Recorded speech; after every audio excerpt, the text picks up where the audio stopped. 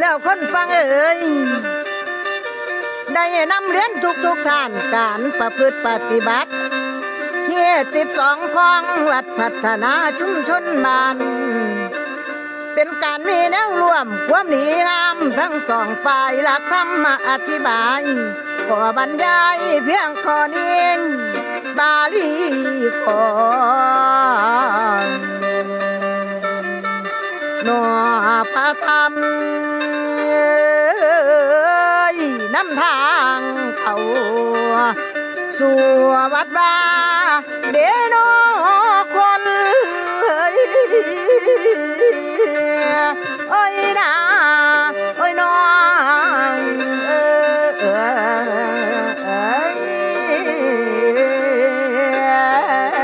ลันนาคือเอาเด้อ